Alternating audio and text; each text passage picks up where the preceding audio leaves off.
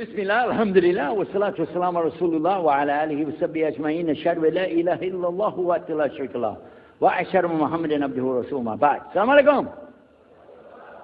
You still awake, huh? Okay. We didn't bore you to death yet, but we'll work on it, inshallah. My name is Yusuf.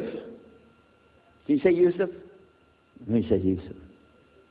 Yeah, very good. I wish you'd teach my wife. She keeps mispronouncing it. She calls me useless.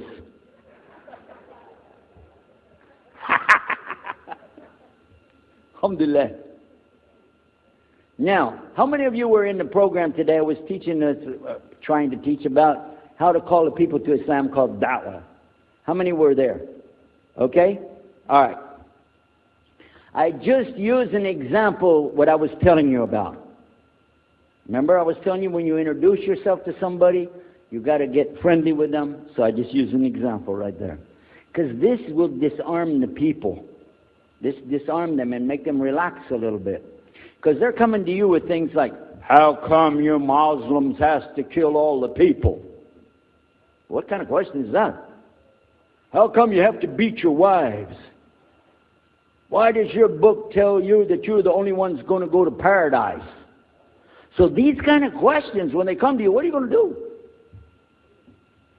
So the first thing, as we said in the program, and I hope, by the way, if you didn't join us today, join us tomorrow. Are we continuing tomorrow on the Dawah thing or no? Oh, okay. But when we're doing it, you look through the schedule. I'm not going to get into that, but just look through the schedule and join us for this whenever we're talking about the Dawah.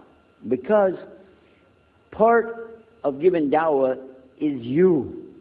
And if the people aren't buying it, they're not going to listen to what you got to say. So you got to soften them up a little bit. Got me? Okay, where are we? The subject tonight is the subject of priests and preachers entering Islam. And often people ask me, we heard about you used to be a priest or something and you came into Islam, so, tell us about it. We want to know, how does that happen?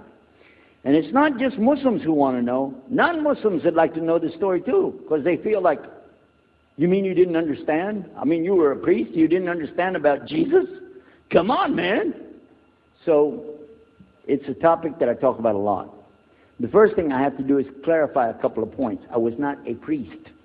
In the English, we use the word priest to mean somebody who is in the Catholic Church. If you're not from the Catholics, if you're from the Protestants, then you don't use that term. We usually use the term, for instance, pastor, minister, preacher, reverend, and these are some of the titles. We came up with an awful lot of them because that's the way humans are, right? Give ourselves titles. So I was a preacher and a minister of music.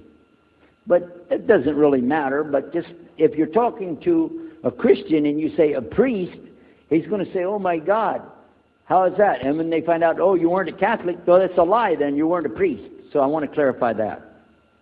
As a matter of fact, I will tell you, in my own estimation, I'm probably the least of the factions within this equation. Because there were so many other people that came into Islam the same time I did. That's why it takes a little bit of time to tell the story. But they asked me to tell it tonight, so we're going to do that.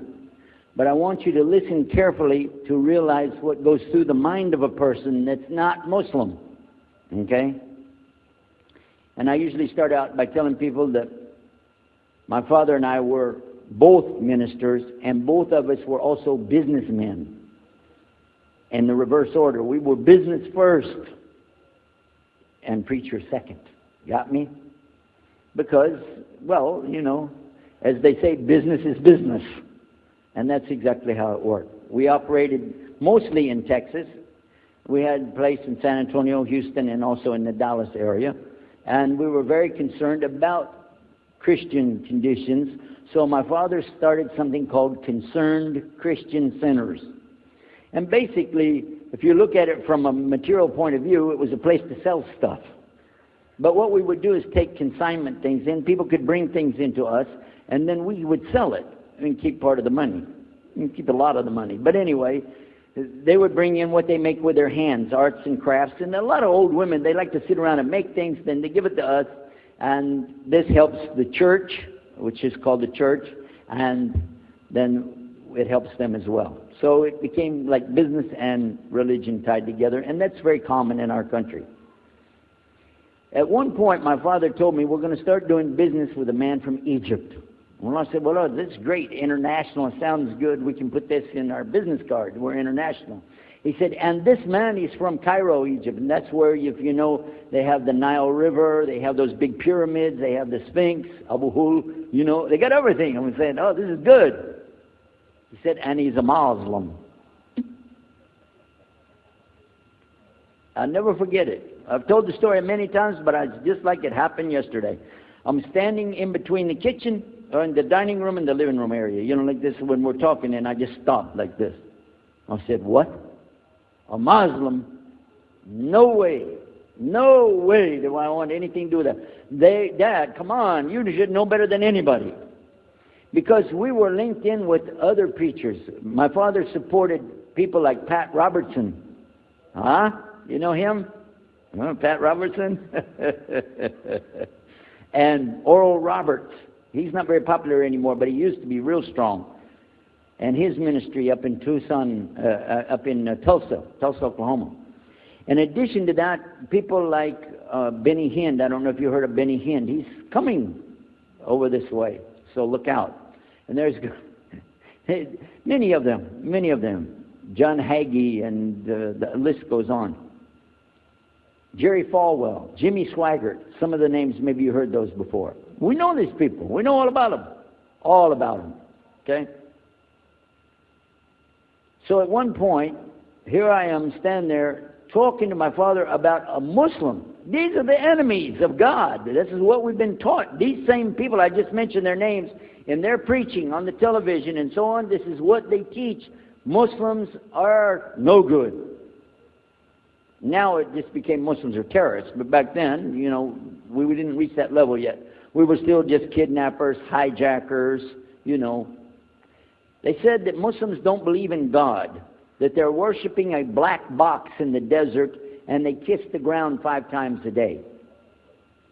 Now that's what we know, man. So here's this Muslim going to do business with us. I told my dad, no way, I'm not going to do it. And he insisted. He said, I want you to meet this man. He's very nice. And I said, I don't want to meet him. I never am like this, by the way.